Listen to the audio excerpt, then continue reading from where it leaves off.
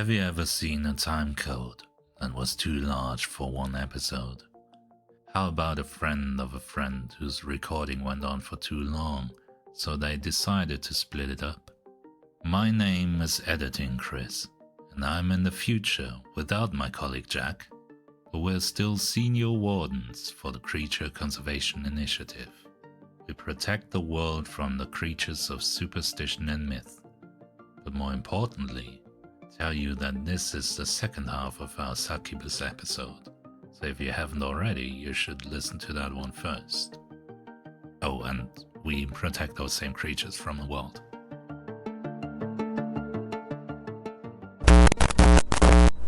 And there's a whole bunch of creatures that do not like us very much, and the problem sounds a little bit more like they like us a lot, especially with barbecue sauce. Yeah. Exactly. Okay, so the way that the succubus is commonly depicted today is, of course, at least in Western culture, is very much influenced by Western religion, Abrahamic religion. Specifically, There seems to be a lot of stuff in Jewish texts and the Old Testament. And the general gist is it's a seductive demon. Yeah. It's basically in league with the devil, and it's horrible, and there's stuff like their vulvas drip with urine and other fluids, which is a quote. And, All right. That's just how the church do. Yeah, the church go hard. The church go hard. Yeah.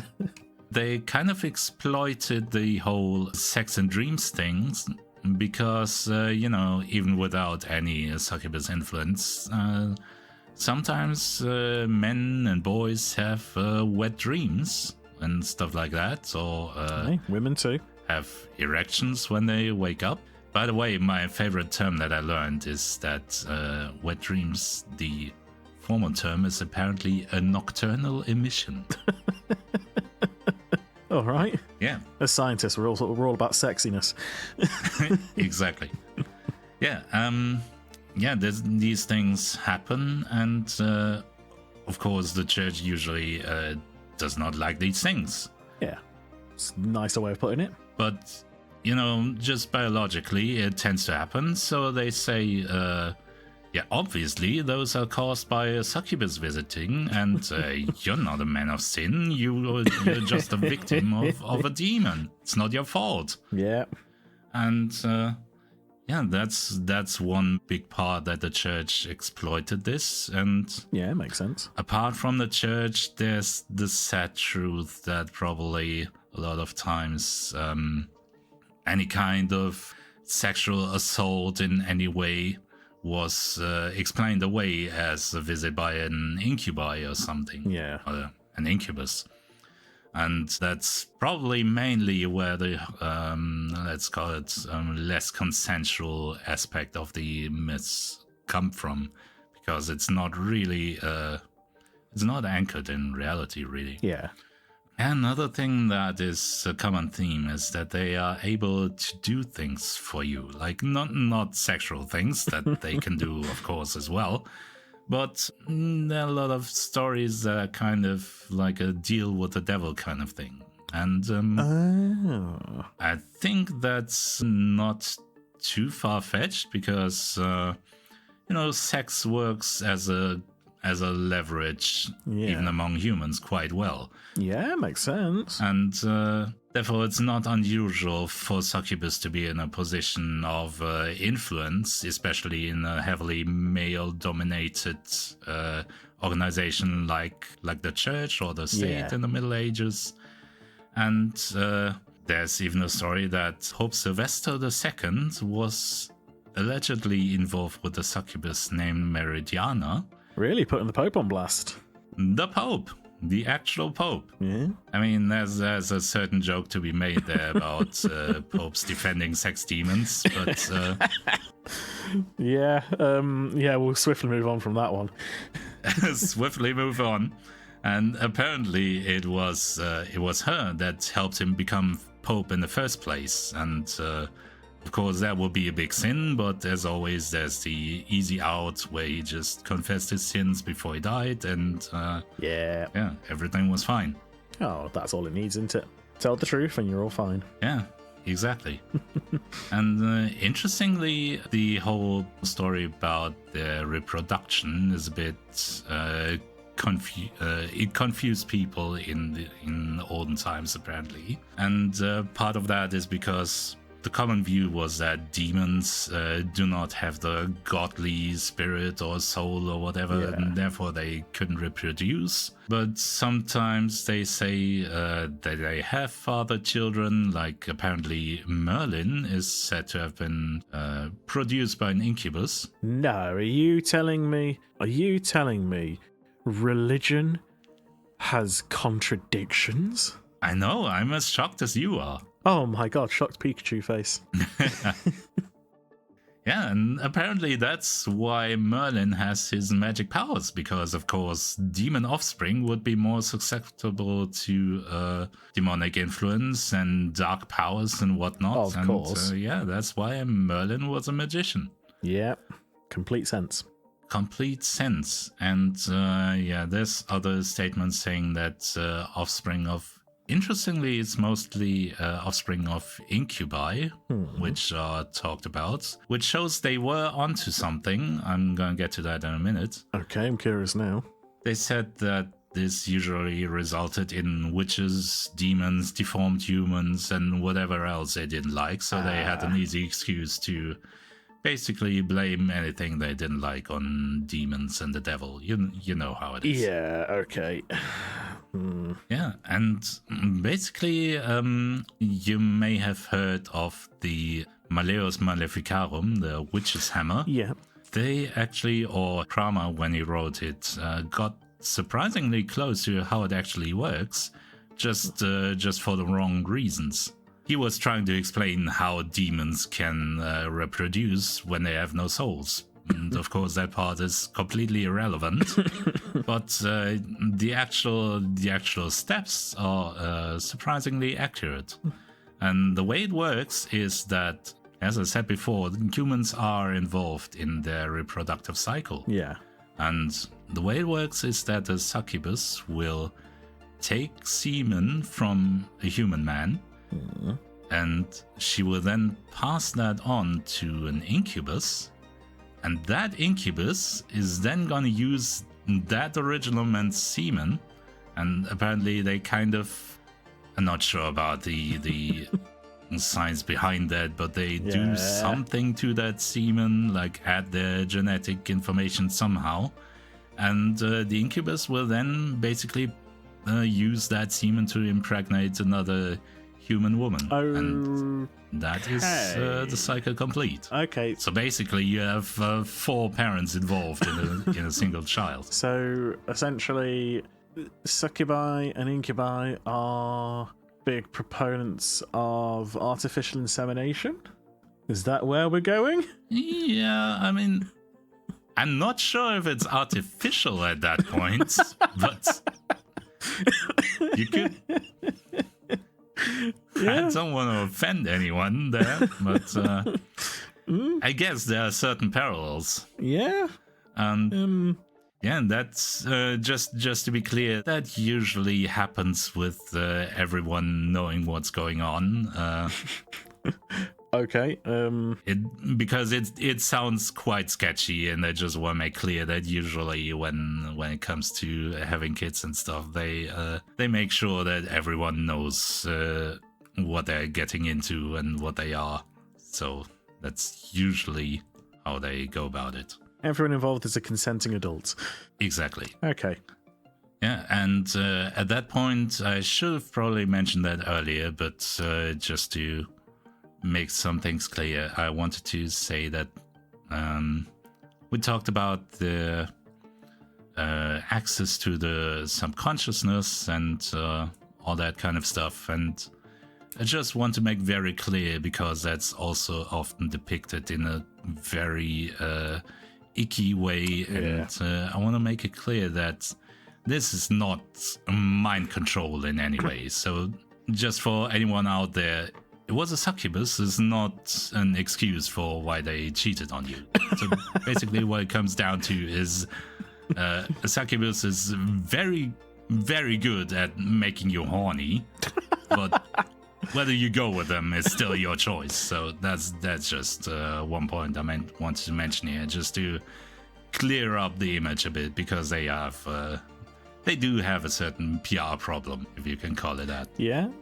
They're respectful creatures. Yeah, I mean, and it's not uncommon. They are actually that is quite a common trait among many creatures. They are respectful. It's not coercive. It's not forced. Yeah. It's they give you all the information, and it's kind of up to you to make a choice. Exactly. So that part kind of leads into my encounter with them, because, it's always kind of a medium to big deal when they reveal their true nature to someone, because not everyone takes it very well, and there's a certain amount of trust involved and stuff like that, and it can go wrong, and so it did here. Really? Yeah. Once upon a time, it was a few years ago now at this point, there was a succubus who, let's call her, for privacy reasons, let's call her Meridiana, after the one that banged the Pope. And she was, when she was young, she did the thing where she wants to see the world, and basically moved to Italy and lived her best horny life there for a while. But at some point, when she got a little bit older, there were ideas of maybe settling down and maybe having kids and all that stuff, just how it is. Yeah. And she apparently tried to give the whole relationship thing a go, and she was seeing a guy, let's call him, I don't know, Mario, because that's hopefully not offensive to Italians. And she had seen him a few times at this point, and she thought maybe it'll work, and she basically revealed to him what she was, and it turned out that he was apparently quite a religious Catholic, and also quite violent. So it was a big fight. He attacked her, and when she fled, she basically just had to round the corner and then change her face, and he couldn't fight her then. Yeah, shapeshifter kind of popping in there, isn't it? Yeah.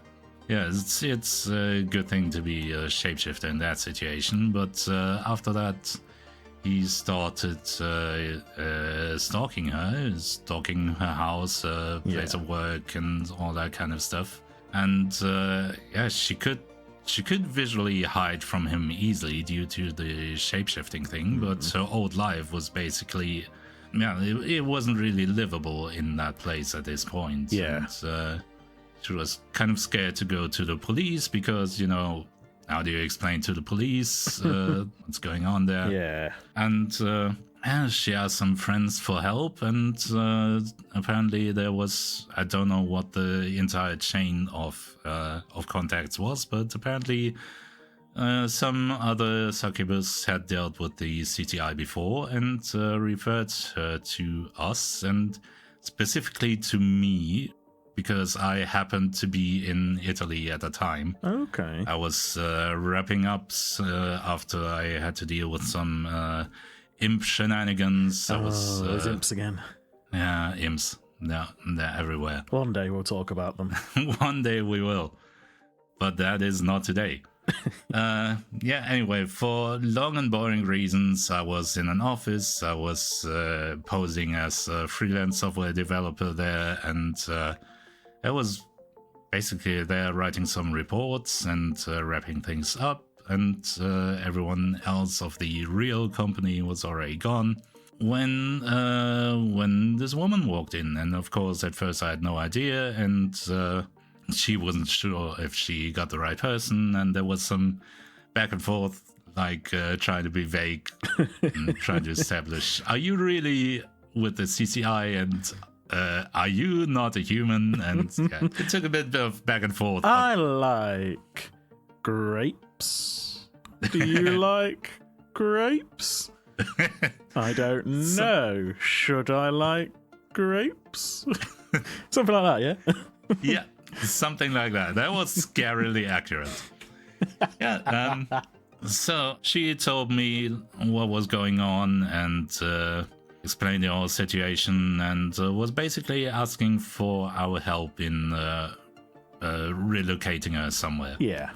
And sure, that's not the first time we do this. Of course, as we've said before, we can't put intelligent beings in an enclosure or something, but we do help them either find places where they fit in, or sometimes we have even set up little communities and stuff like that. So, and we also have a lot of contacts, so we are happy to help with that kind of stuff. And basically what we needed to do was organize new passwords, papers, and stuff like that. Yeah. We were worried that he might continue searching for her, so we went the full 9 yards with changing the name and everything. And made a few calls, sent a few messages, and set everything up. And basically the mission was then to organize everything, and then I escorted there. And a couple hours later or something, we were getting ready to leave the office, and suddenly her phone rings, but it's not a call, but one of these find my phone rings. Oh no. And apparently she did not switch out her phone, and somehow he got into her account. Probably even before the whole thing happened, because it was just that kind of guy.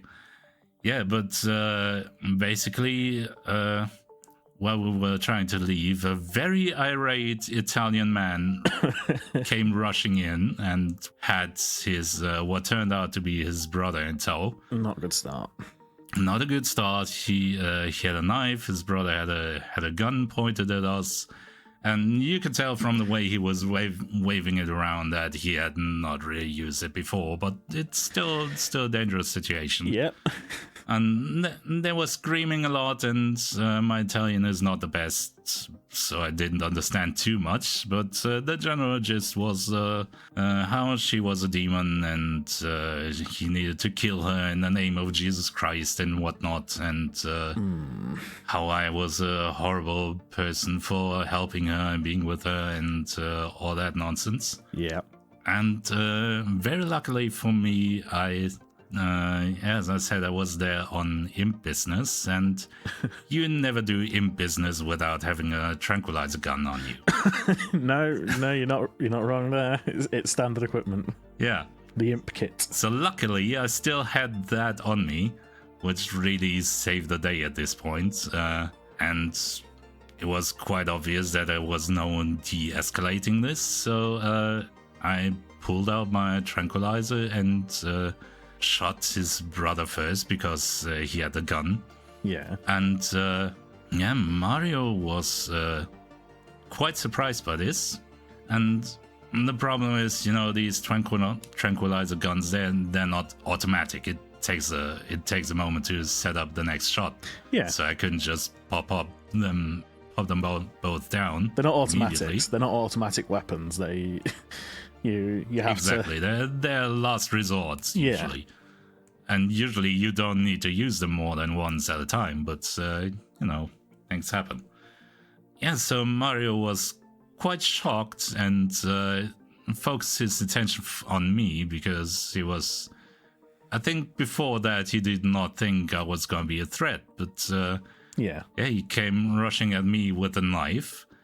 And Meridiana used this opportunity and basically with a couple steps run up and the fury of 1,000 burning suns, she delivered a kick square in his nuts. Oof. It was one of those where it didn't even really manage to make a sound at first, apart from a little whimper. Oof. Just crumpled to the floor. it was a sight to behold. Yeah, I can believe that. And a sound to behold, because maybe I was imagining it, but I'm 99% sure there was an audible crack. Oh, And that's enough to make me feel weird. exactly. Even in that situation, I almost felt sorry for the guy. So I readied another shot and basically put him to sleep. Just You anesthetized him, yeah. yeah, put him out of his misery temporarily. And Yeah, you can sleep it off, mate. Yeah, there you go. exactly. Oof.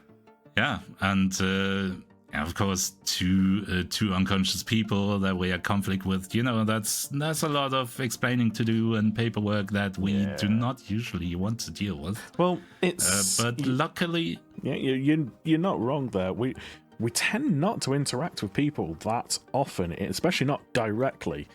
I mean, if we go back to the Ghoul episode, the Halloween special, like, yeah, we interacted with the grave robbers, the thieves, but very indirectly. We really try and avoid that. So you did an excellent job there, trying to de-escalating the situation. Yes, you had to use a bit of force, but damn, that's it's not a situation we'd like to be in. So you handled that well. Exactly. And luckily for us, we have contacts everywhere. So I called our contacts at the local police station and told him we have certain codes that I'm not going to repeat here publicly, but yeah, basically make clear to him that he had a couple guys to pick up here, and that one of them may or may not need medical attention. Yeah, it would have gone down on their records as an attempted mugging or something, wouldn't it? So. Yeah, something like that. I don't really care. Basically, he got there and we talked a bit, and the deal was that he would put them away at the very least until we are out of the country, and probably they probably found something else on Mario. Probably. A guy like that probably has other things done in the past. But yeah, that's the crisis dealt with, and I brought her to a safe house in the area, and yeah, then the plan was to get her to London. Big city, lots of tourists, easy to blend in. Yeah. And at this point, it was before Brexit, so travel was easy, and it was quite uneventful from that. We missed our flight, my first flight, but other than that, I delivered her there. We set up a shared flat with another succubus in the city, so she could get a start there, and dropped her off at her new roommate, and that was basically it. A little bit of peril then, but nothing that you can't handle. Exactly. Nothing as a trained warden you can't handle. Exactly. With the things that we regularly see and deal with. A couple of angry Italian guys are not at the top of the danger list. Yeah, as long as deal with the immediate threat and it's fine. Exactly. I mean, and of course, we are all trained in self-defense and all that kind of stuff. So I mean, we can usually handle these situations if we have to. Yeah, I mean, certainly. Woe betide if they'd actually injured a warden. That would have gone very badly. Oh yeah. The higher ups have a hell of a response when they think a warden is out of commission, shall we say? Pity the fool, etc., etc. But we're so rare, There's not a huge amount of us. They like to protect us. Exactly. I mean, maybe that'll change. Maybe we kick off a wave of new recruits with this podcast, and we'll be expendable from now on. Who knows? And the best place for them to find their way into the organization? I don't know. Is there a Discord or something, maybe? Yeah, the Discord. And the Discord. Yeah. As I mentioned before, this episode is entirely because of someone on the Discord requested it. And go there to talk about things we've done or things you want us to talk about in the future. And just join our little community. Or if you want to join the initiative, then that's not the worst place to start. Well, it gets you noticed by us, and that's the best place. And who knows, we might be introducing you to this wonderful, wonderful hidden world. Exactly. Yeah, and as always, do the socials, give us a rating, and do all the internet stuff that helps us out. I don't know why you should do it, but it would be very nice if you did it for us, just as a favor. Yeah. And yeah, I think that's our episode for today. Yeah, well, thank you very much, everyone, for tuning in. I hope you enjoyed it. But other than that, goodbye. Goodbye.